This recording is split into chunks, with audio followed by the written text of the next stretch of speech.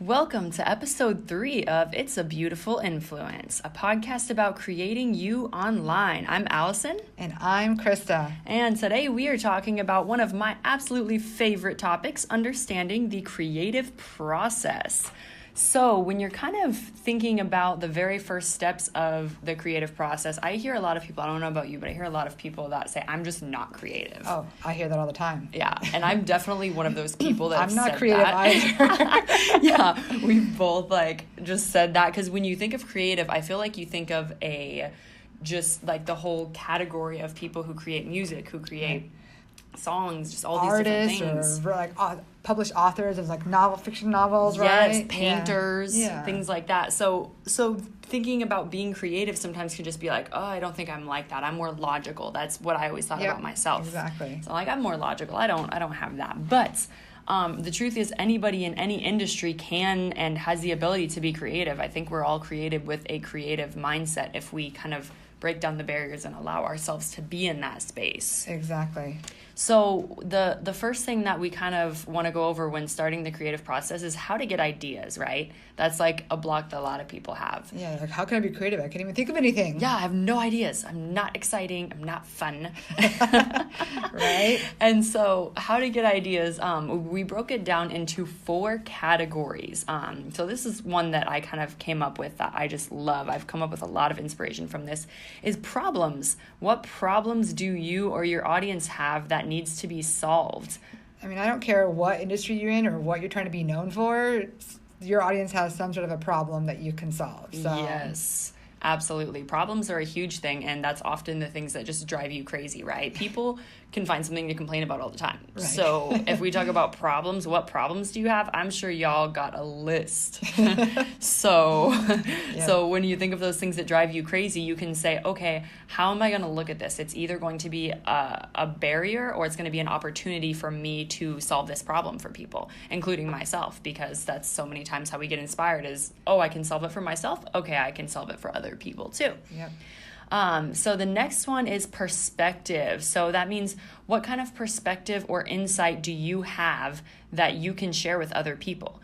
Because we all think differently, and I think a lot of us think that what's inside our brains is kind of what everyone thinks and what everyone goes through. And so we're like, that's not interesting. Right. Why would I share that with anybody? Because it's just my perspective on something. But the truth is it's interesting to hear how people come up with their ideas and their thought processes and how they solve their own problems, because so many times it helps fill in the gaps for people who are struggling with the same things. Exactly. I mean, I don't know how many times I had a guest speaker come into a class I was teaching who said what I'd been saying, but just in a slightly different way. And for some students, that was what it took for it to click, right? Yes. Because it was the same. It wasn't like they came in with a different opinion. They just said it slightly differently. Yes, so it's really awesome to hear people's perspectives about whatever industry they're in, whatever they're working on. So perspective is awesome. Knowledge is the third one. So what do you know and what are you currently learning about? So kind of the same thing in your industry. We tend to think, oh, everybody knows this because, you're working around people who do the same thing as you. But there are, gotta love social media, millions of people online who have no idea about what you do or how you do it or why you like it or how you stay motivated to do whatever it is you do every day or whatever you're trying to get into. So knowledge is something that everyone has a different set of skills and knowledge. So absolutely. It doesn't matter if you're a florist or a lawyer or a professor or a fitness coach or whatever, you have some knowledge that other people don't know and they might want to know about. Yeah, it's so interesting to hear how people learned what they learned or, just how they're in a certain industry and the knowledge of even something that I will never use. I watch tutorials on things that I will never, ever use. It'll be like how to twist a paper clip to the side. And I'm like, what? And I'm like, ooh, click, this looks interesting. And I'm like, I watched 3 videos on how to make slime last week for what? I don't even. Who are you going to make slime for? I don't know. Can you come do it with my kids? Because I don't know how to make slime. Yeah, I'm like, what is this? But the knowledge of things like that, right, is just interesting. So sometimes it's just interesting to know. So the fourth one is imagination. What have you not seen yet but have imagined or thought of? And this is something that I think a lot of people go through this stage where people say, like, using your imagination is like, oh, don't be like a kid, or don't, stay in reality. I hear a lot of people do that once you graduate high school or college, and it's like your imagination is like your doorway to creativity. Oh, absolutely. Yeah, using your imagination is prime. And I'm just like, so I actually do that. When I'm going to sleep, I have most of my thoughts, because I'm just like, especially if I can't sleep, I'm looking in the dark and I'm like, oh, what can I think of? And your mind just naturally builds things. If you give it the time and the space to, it builds things. Exactly. And if you're wondering why Alison's doing all the talking, that's because this is so her thing. If you don't follow her already, you got to check her out. She has an awesome YouTube channel, and she definitely creates a lot of content. And something she doesn't talk about often is she's writing a couple books too. So she definitely knows a lot about the creative process. Not that I don't, but this is like her passion for sure. I love it. Yes. So much fun. But hey, that's why we work well together. We both have our own talents that we're like, she's so good at structuring things, can't even tell ya. Okay, so we have a creativity exercise that we're going to link in the notes below. And this is something that we think has helped a lot. We've, done things like this ourselves. And essentially, you are going to have a page of circles, and you're going to fill in as many circles as possible, with the aim being quantity, not quality. And your circles can be a theme, it can be a variation of whatever you want. Fill out as many as possible. And we had a time limit, right? Yeah, 3 minutes. Yeah, so this is essentially for you to just create. So there's no parameters, there's no, It's going to be 30 circles, and you're going to be like, what, 30 circles in 3 minutes? But that's the point. It's to show you how easy it is to start creating if you just let your mind focus on it. Yeah, so get hands-on. This is what I like about having podcasts and just workshops in general, is this thought process of just getting a piece of paper in front of you and just, okay, what is my mind going to come up with? So that's why we love exercise. Check it out, download it below, and actually print it out and do this. Write it, get a pen, pencil, whatever, and do this activity. So after you finish the activity, we will head into expectation versus reality. So this is probably the funniest thing to me, because my expectation and how I see everybody portraying expectation of the creative process is so formal and so just very easily, it like flows so easily. It looks so pretty. And, yes, it's so pretty. Yeah.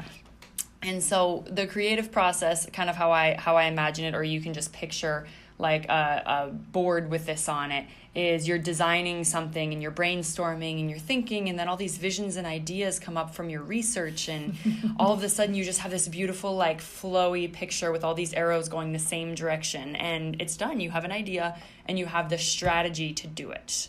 And that just... That's not real life. It doesn't look like, yeah. There's no pretty clouds and like all the beautiful things you see. And of course, the creative process is very exciting. However, in my opinion, it's actually one of the most mentally difficult things that I've ever gone through. Absolutely. Like, it is insane how mental it is for me just going through. It's crazy. So the way that I look at the creative process, and that kind of, when I found a graph of this on, I think I looked it up on Google or something, and I found one out of like 50, all the creative processes that were really pretty. And then I found one graph that was actually super accurate. And I was like, this is me. So there's a little arrow and a line where it says work begins. And then probably, 80% of the chunk is goofing off. Like you're trying to do it, but you're like, I don't know what to do next. I'm going to listen to music. Let's see if I can get in the zone. And then you end up texting.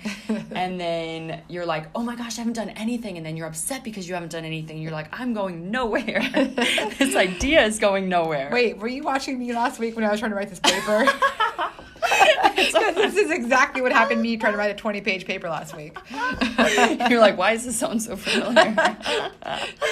Yeah, but literally though, like you're trying to get something done and you're like, you can do busy work, you can clean, and you're like, oh, I'm relaxed, I'm still getting something done. And your mind goes through all these like excuses.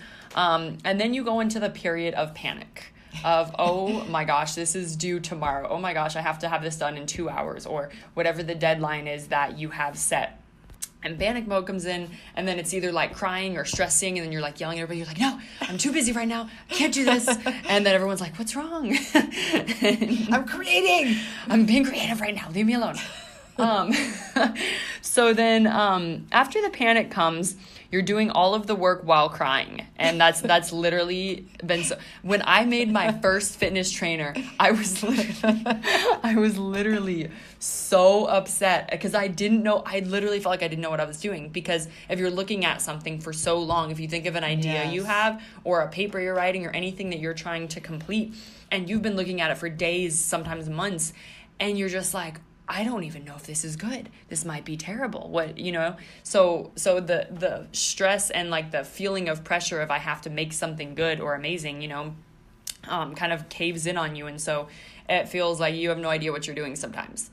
So you get all the work done, and then you have your deadline, and then by the end, you're actually like, wow, after you take like a week off, maybe a day or 2 a week, you're like, wow, who wrote this? Oh my gosh, this is so awesome. Yeah, it's actually good. So the checklist that we have next to it is, it goes in this order. This is amazing.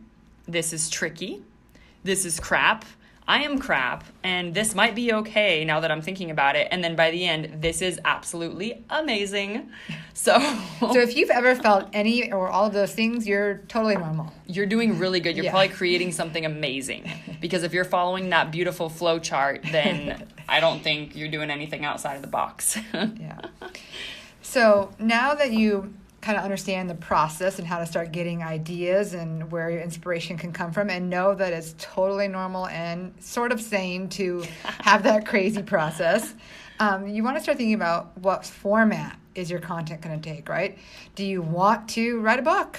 Do you want to do videos on YouTube, or maybe just Instagram story videos? Do you want to write blog articles, right? Blogging is still an excellent way to put content out there. Do you want to just do photos, infographics, design? Are you a designer? Do you want to share different designs with the world to show your content? There's endless amounts of things. So you have to think about, not when you're thinking about the format, you have to think about what is right for you, right? What are you good at? What do you like to do? Mm-hmm. But what works for your idea that you have, right? Because not some things, like a tutorial, like if you want to do a fitness trainer, like you have to really explain it. Right. And, or you might have videos, right? Like if you, that would be a lot of time and effort to do like your 12-week trainer, but you have to think about, what your idea is and what's going to work. And then who's your audience, right? Will your audience read a 200-page book? Right. Or will they watch, a whole bunch of YouTube videos, or what? So you have to think through the format that's right for you, for your idea, and for your audience. Yes, and the cool part about that is because it's something you're creating, you can often find the answer within yourself, because what you're creating for your audience is something that you're good at. So you can say, oh, it would be easier for me to do. Right, exactly. And if you're not sure, the answer is video. Yeah. Because if you haven't looked at the statistics lately, the video is like... Yes. Video marketing is what everybody's doing, and so people are consuming more YouTube than cable TV.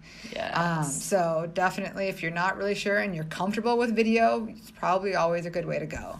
Mm-hmm. So once you've decided the format, you've had your idea, you're doing all this, you have to come up with like an outline of your content, right? Yes. So, this is, what are you going to talk about in your video? What are you going to write about in your book? What's your blog going to be about, right? You have to have some sort of outline for your content, and then just start doing a rough draft.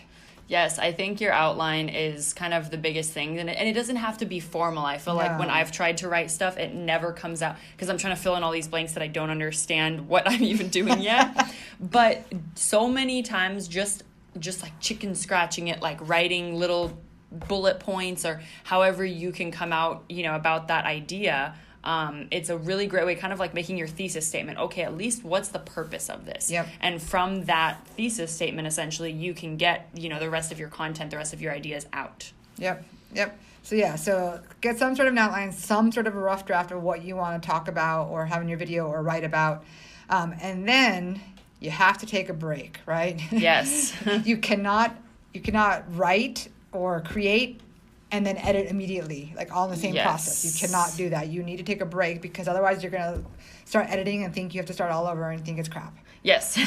This will be the point where you are managing frustration with your creation, because you're going to compare it to other completed projects you've seen. You compare it to just even other things that you've done, and you're like, this is not as good. This isn't, so managing frustration and disappointment within yourself. I go through that all the time with anything I'm creating. Mm-hmm. I'm always like frustrated and trying to be like, okay, reset again, or okay, what if this didn't work? How can I fix it? So problem solving and managing that frustration and disappointment. And it's a process, kind of like we're saying, it's a process that you have to go through. And as long as you'll come out on the end and just let your creative side flow, you're going to be golden. Yeah, I mean, even a simple blog post, like when I wrote a blog post, my first one in a long time, a couple months back, I wrote it and started editing immediately. I was like, no, okay, step back, because I was reading it and I started rewriting the whole thing, even though I just finished rewriting it. Uh-huh. And so I had to take that break, come back. I was like, oh, this is okay. Okay, just a few little edits needed. So, so it is a process, and you do have to give yourself that break. And, but you are going to have to make revisions. Almost guaranteed, unless it's just a quick like Instagram story or a quick Facebook story or Facebook Live. Obviously, you're not going to edit that. Right. But if it's a YouTube video, if it's a blog, if it's anything a little bit more formal, you're going to have to make some edits or revisions at some point. Absolutely. And then you're going to add additional content if needed. Even like with this podcast, with podcasts, you can edit and cut out and add and things like that. So it doesn't matter what the format is. There's, probably going to have to be making some revisions. Yes. I just love that.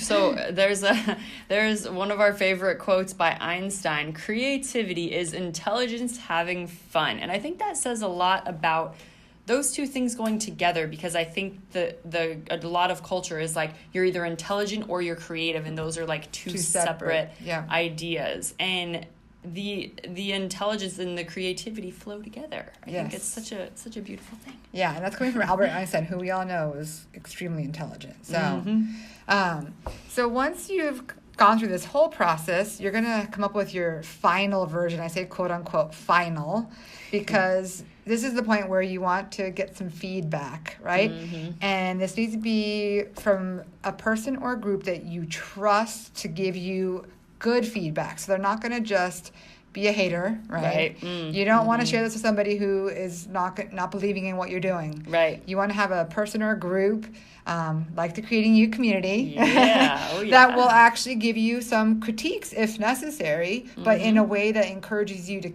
to make that change and keep going. Yes, because oftentimes people try to get feedback from the people that they're closest to, or their best friend, or their family, and those are all great supports and people in your life, but not everybody is always going to understand what you're doing and why you're doing it. And that's okay. That's not, you have to kind of be okay with being by yourself as far as the creative process goes, because the more creative you get, the more people are not going to understand you. But it's once everything's complete, they're going to be like, oh, that's so cool. But during the process, people are like, are you sure you should do this? You're stressing yourself out. Yeah.